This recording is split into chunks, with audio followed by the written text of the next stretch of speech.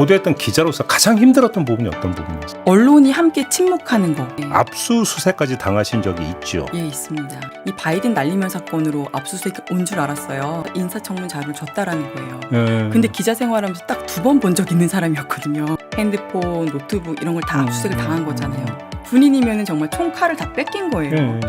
개인정보보호법 위반 혐의로 압수수색까지 진행된 건 전 되게 이례적이라고 생각하거든요. 2년이 되도록 기소조차 되지 않는 사건인 거죠. 바이든 날리면 보도에 따른 보복수사 이렇게 보세요. 쉬운 과정 아니었죠? 시간이 지나면은 그래도 해결되는 것들이 있구나. 네. 그런데 이때 동행했던 박진 외교부 장관과 김성한 안보실장을 바라보며 한 말이 언론에 포착됐습니다. 승인 안 해주고 날리면 쪽팔려서 국회에서 승인 안 해주고 날리면 이라고 되어 있습니다. 여기서 미국 얘기가 나올 리가 없고 바이든이라는 말을 할 이유는 더더욱 없습니다.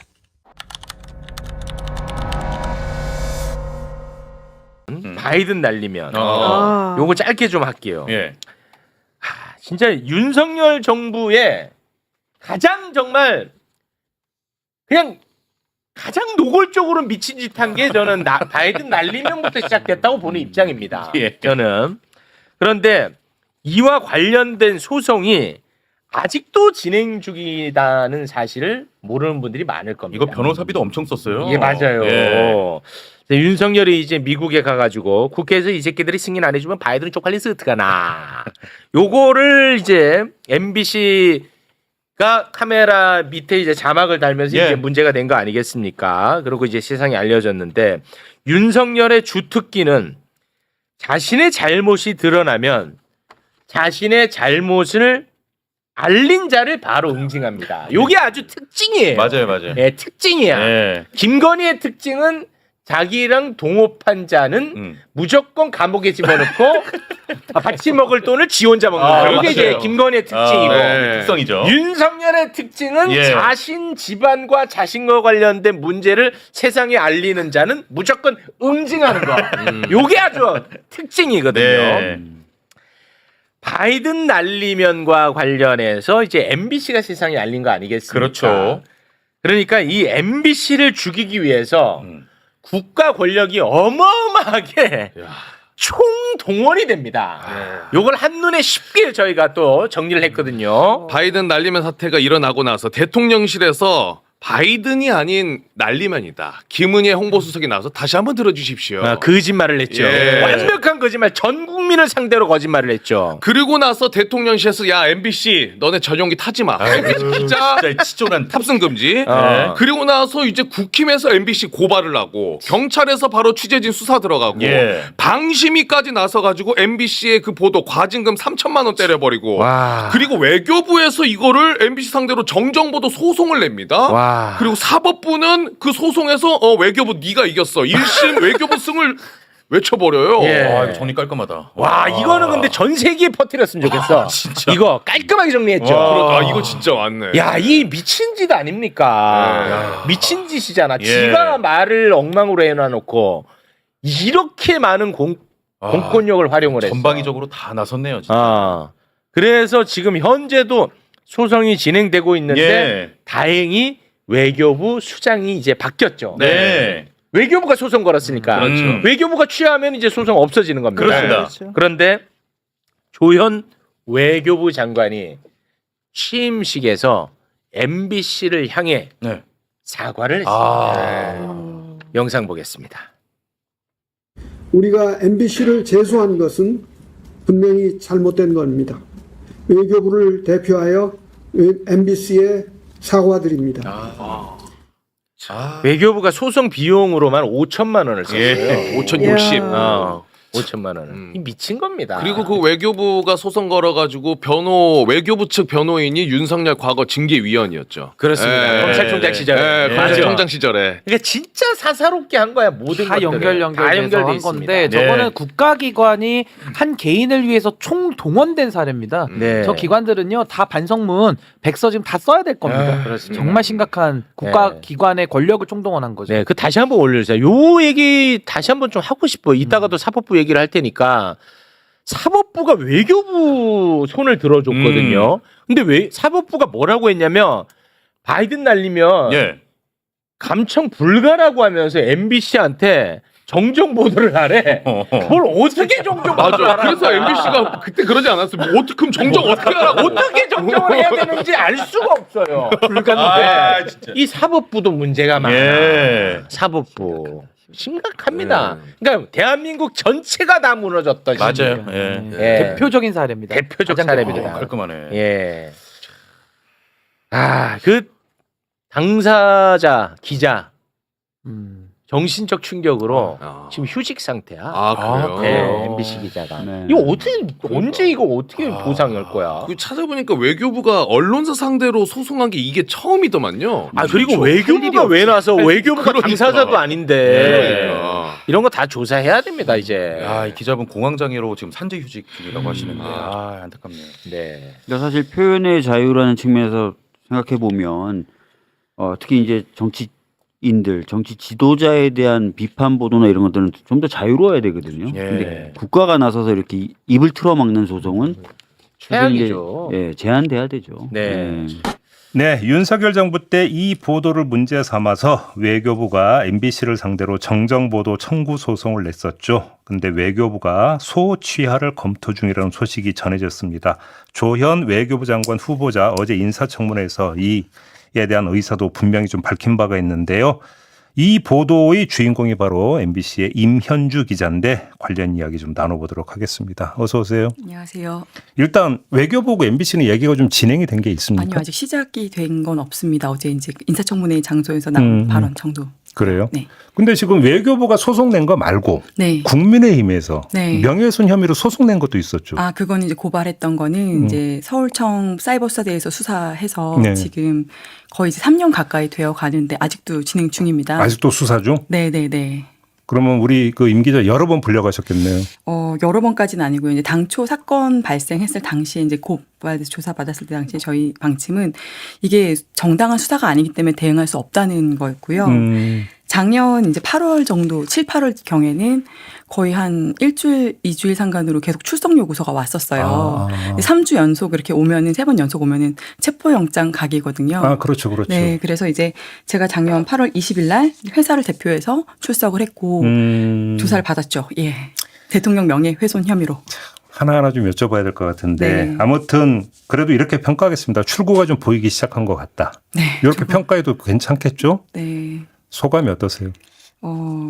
많은 생각이 드는데요. 시간이 지나면은 그래도 해결되는 것들이 있구나. 네. 아, 그래요? 네, 수락 석출 좋아하는 말이긴 한데. 네. 사실 3년인데 네. 쉬운 과정 아니었죠? 네, 그렇습니다. 근데 저희 회사가 또 동료들이 함께 또 지켜내온 시간들이기 때문에 네. 혼자 싸운 시간들이 아니어서 견딘 시간들이 아니어서. 네. 좀 여쭤볼 게 많은데 그때로 네. 돌아가서 네. 윤석열 정부에서 압박이 지금까지 공개되지 않은 네. 그런 압박도 많이 있었어요. 그 당시에요. 예. 그 당시에 일단 수사기관이 동원이 됐던 거고 그 압박이 가장 크긴 했죠. 그래요? 왜냐하면 강제 수사라는 것을 취재는 해봤지만 당해본 건 이제 처음이잖아요. 아니, 제가 여쭤본 게 대놓고 전용기 탑승 불허까지 해버렸잖아요. 네. 아니 대놓고 네. 공개 영역에서 이렇게까지 하면 비공개 영역에서 도대체 어떻게 했을까 궁금해서 한번 여쭤본 그러니까 거예요. 그 당시 이제 저는 국회 출입이었고 대통령실 출입 기자들 같은 경우 탑승기 배제가 됐잖아요. 네. 그때 이제 전체 출입하는 언론들 기자들이 만약에 단일 대우를 결성해서 같은 목소리를 냈더라면 좋았을 텐데 맞아요. MBC만 배제하다 보니까 한겨레만 민항기로 동참하고 맞아요. 그래서 사실은 현장에서 취재를 해야 되는데 기자들이 동선이 더 길어지잖아요. 그러다 보니까 취재에 좀 어려움을 많이 겪었죠. 고생들 하고. 그런 것도 일종의 이제 언론 길들이기가 아니었을까 싶습니다. 아무튼 우리 임 기자가 이제 그때 이 보도를 그러니까 했던 건데 네. 그때 어떻게 판단해서 이렇게 보도까지 갔는지 좀 말씀 좀 해주실래요? 그 보도 당시 2022년 9월 22일에는요. 그 대통령 해외 순방을 함께했던 청와대 출입 기자들, 대통령 출입 기자들이 전체 그렇게 판단을 해서 각사에 보고를 했고 영상들이 각 언론사에 들어와 있던 상황이었어요. 네네네. 그거를 마치 MBC가 뭔가 뭐 단독으로 뭘 입수해서 그걸 보도했던 상황은 아니었었거든요. 네. 근데 전체 각 집단 지성의 이런 언론인들이 판단을 해가지고 보도를 했고 그리고 그 절차를 밟아서 보도가 나갔는데 이게 이제 대통령실 해명 이후 바뀌었잖아요. 그렇죠. 네. 그러니까 이게 그 임 기자만 그때 그렇게 판단했던 것도 아니다. 네. 다른 언론사도 네. 다 당시, 그렇게 당시 보도 오전 상황 2022년 한국 시간으로요. 네. 오전 상황을 보게 되면은 10시 7분에 MBC 유튜브에서 방송이 나갔고 네. 그 이전에 이미 온라인 같은 데는 방송들이 많이 나왔었던 상황이에요. 그렇죠, 보도들이 됐던 상황이고 그렇죠. 어느 매체할 것 없이 진보 보수 매체할 것 없이 이제 바이든으로 보도가 됐었는데 해명 이후에는 이제 이게 난리면으로 바뀐 거죠. 그렇죠. 네. 근데 지금 그때 그 윤석열 당시 대통령이 미국 방문 중이었고 네. 대통령실 공식 입장이 나온 게 13시간 뒤지 않습니까? 맞습니다. 네. 근데 왜 이렇게 오래 걸렸을까요? 그러니까 저희도 사실은 그게 의문이에요. 그래서 네. 이번에 외교부에서 소취하를 하겠다고 하는데 저희는 소취하가 먼저가 아니라 당시에 어떤 일이 있었고 어떤 과정을 통해서 13시간 만에 해명이 있었는지에 대한 진상 규명이 필요하다라는 게 저희 이제 MBC 입장이에요. 예. 그 당시에 전 대통령께서 발언하셨던 상황을 보면은 재정 공약 회의에서 미국은 60억 달러 그리고 우리는 1억 달러밖에 안 돼요. 일본은 10억 달러를 하겠다고 하는데 그 이야기가 오고 난 직후에 바로 발언을 하신 거거든요. 근데 그게 갑자기 대통령의 사적 발언이다라고 얘기가 나오더니 사적 발언은 이제 공간이 사실 사적인 공간은 아니었잖아요. 그렇죠. 예. 사적 발언이다 하더니 이제 이게 이제 한미 동맹을 좀 이렇게 위협하는 맞아요. 발언이라고 하니까 갑자기 이제 MBC가 한미 동맹을 훼손한 그렇죠. 그리고 마치 뭔가 조작해서 방송한 것처럼 된 거죠. 음. 근데 이게 발언에 당사자가 있고 예. 당사자가 직접 이런 취지의 발언이었다라고 해명하면 끝날 일이에요. 예. 3년까지 끌 이유가 전혀 없는 사안인데 근데 직접 대통령께서 당시에는 이제 윤 전 대통령이 기억이 나지 않는다라고 했고 김은혜 수석이 13시간 만에 뭐 이렇게 음성도 하고 해서 발표한 게 난리면이잖아요. 그렇죠. 네.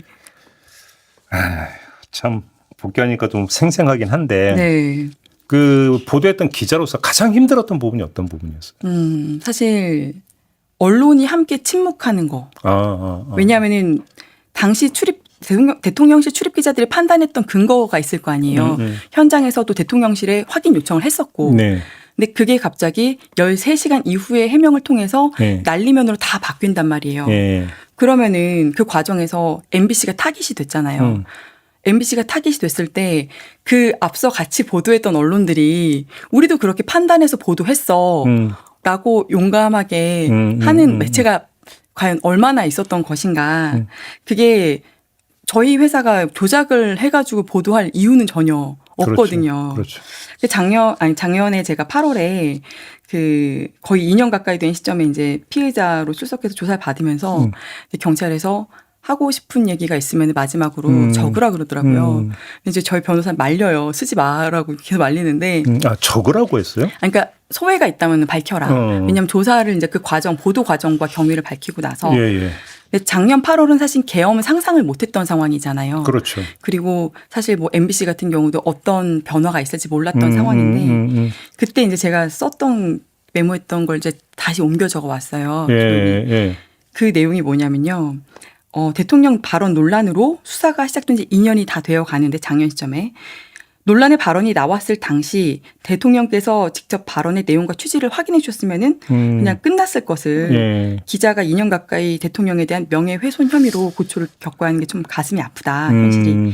기자는 국민의 알 권리를 위해 현장에서 고군분투하며 일한다.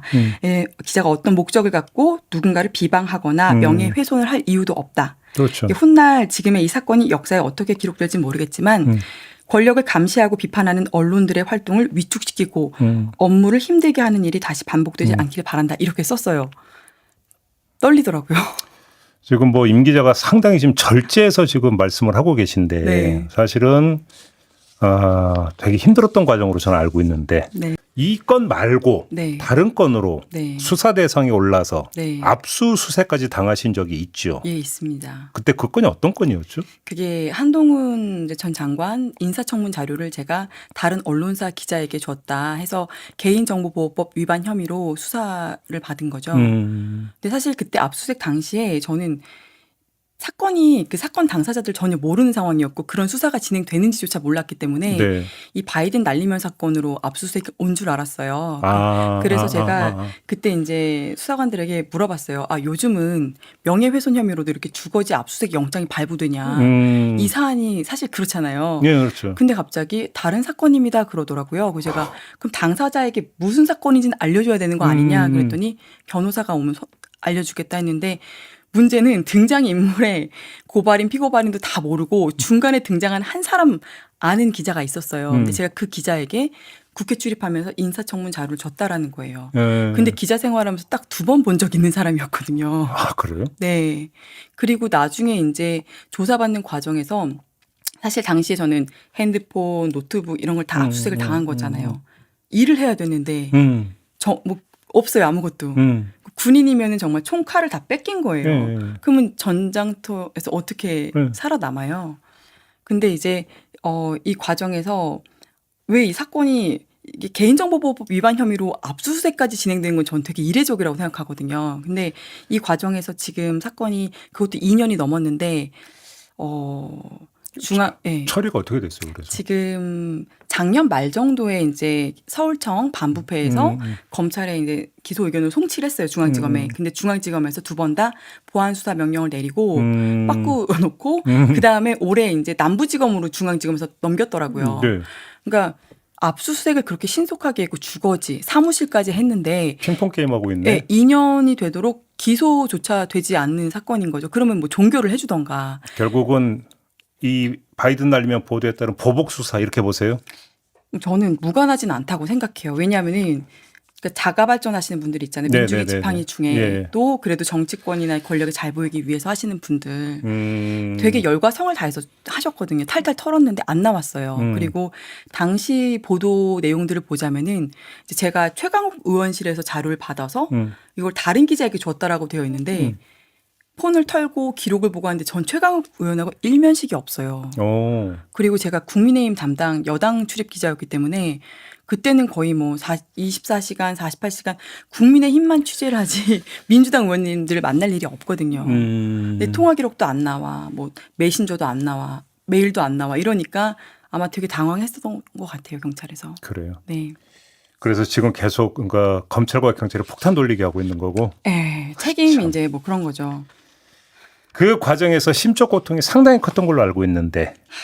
그렇죠. 이게 왜냐하면은 보도했던 거 자체를 후회한 적은 없어요. 네. 없는데 그 현실이 안타까운 거죠. 우리가 제가 이제 노무현 정부 때 기자가 됐고 네. 지금 거의 20년 가까이 일을 하면서 네.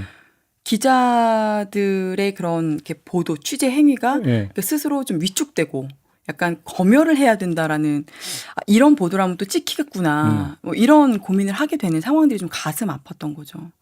전에는 사실은 전 초창기 때 제가 초년병 때만 하더라도 진보 보수 매체할 것 없이 기자들이 어떤 사안에 대해서 잘못됐다라고 판단하면 한 목소리를 냈던 게 있어요. 그게 그렇죠. 진영을 떠나서. 근데 지금은 약간 취사 선택해서 정보들이 제공이 되고 또 판단해서 보도하고 하다 보니까 언론도 마치 여야가 대치하는 국면처럼 언론도 그렇게 되어 있는 게 아닌가 하는 좀 아쉬움이 있죠. 12월 3일 그날 밤에 네. 계엄령 선포 사실을 알았을 때 네. 어땠어요? 그때 제가 사실 작년 8월에 조사받으면서 그 심경을 적었던 자필로 남긴 게 있잖아요. 수사기관에. 예. 그 내용이 이렇게 영화의 엔딩 크레딧처럼 이렇게 대통령, 윤 전 대통령께서 계엄 선포하는데 그게 이렇게 엔딩 크레딧처럼 이렇게 올라가는 거예요. 아, 죽었다. 나는. 죽었다. 네, 왜냐하면은 이게 지금 사실 저는 제가 소신껏 할 말을 했는데 그거를 대통령 이제 전 대통령께서는 뭐 이렇게 반국가 세력 얘기하면서 하잖아요. 언론의 이런 행위 같은 것도 그렇게 판단할 수 있고 그 이후에 나온 게 이제 언론사 단전 단수 맞아요. 지시도 있고 하다 보니까 예. 제가 그때 만약에 그게 계엄이 성공했더라면은 오늘은 없었을 것 같다는 그런 생각이 들어요. 네. 그때 그러면 그 순간은 공포였겠네요. 그쵸. 밤샜죠. 밤새고 공포 정도가 아니라 예. 이제 가족들이 있잖아요. 예. 그리고 이제 그 가족들에게 너무 미안했어요. 그러니까 뭐가 미안했냐면은 보도를 후회하진 않았지만 언론인으로 살아간다는 게 이렇게 힘든 거구나. 그리고 사실 가족들은 무슨 죄예요. 그렇죠. 그렇잖아요. 그래서 그렇죠. 그런 것들 또 주변에 걱정해주는 이제 많은 사람들 되게 가슴이 아팠고 예. 온 국민이 사실은 다 밤새 한숨도 잘 수 없었던 상황인 건데 그쵸. 시민들의 힘으로 막아낸 게 너무 감사하죠. 예. 지금 휴직 중이시라면서요? 아, 네. 뭐 휴직이죠. 네, 휴직인데 사실 제가 그 바이든 날리면 보도 이후에 저희 MBC 앞에서 보수단체 분들이 거의 매일 오셔서 집회 시위를 하셨어요. 예, 그러니까 예. 엄청 큰 플랜카드를 걸고 기자를 뭐 사형시켜라, 구속해라, 뭐 이렇게 하시는데 막 확성기 틀고 하시는데 나중에 그 강승규 시민사회 수석의 그 지시였다는 게 녹취록이 나왔잖아요. 근데 그 당시엔 제가 좀 고민이 많이 됐었어요. 아, 내가 잘못 보도를 했나? 이게 시민들이 나와서 이렇게까지 할 정도로 내가 정말 잘못 보도한 건가? 조작은 아닌데 그런 고민들을 하면서 그 압박이 그때 당시도 사실은 압수수색 영장이 발부될 수 있을 만한 그런 강도로 되게 빠른 속도로 수사가 진행이 됐었거든요. 네네네. 그러다 보니까 심적 압박이 있는데 국민의힘을 계속 출입하면서 대면하고 하는 과정에서 약간 공황장애가 왔어요. 아. 왜냐하면 그게 9월 22일이었고 10월 29일 이태원 참사 때 제가 당직이었던 거예요. 보도국에서 혼자 이제 야근하면서 그 상황을 처음에 특보를 한 3시간 넘게 혼자 막았어요. 그러니까 이제 그 이태원 참사의 상황들을 다 정면으로 모자이크 없이 필터링 없이 보면서 계속 하다 보니까 너무너무 힘들어서 제가 이제 공황장애가 왔죠. 그리고 이제 또 일을 하고 있는데 또 압수수색까지 이번엔 또 다른 혐의라고 하고 막 10년 전 취재 수첩 이런 거 20년 전 것까지 다 가져가니까 그때 너무 힘들더라고요. 네. 그래서 네. 업무상 재인정받고 그래서 제가 작년 이제 8월 이후에 이게 끝이 없겠다. 네. 그리고 이제 만약에 작년 8월 같은 상황 이제 저희가 오늘날 이런 변화를 예상할 수 없었잖아요.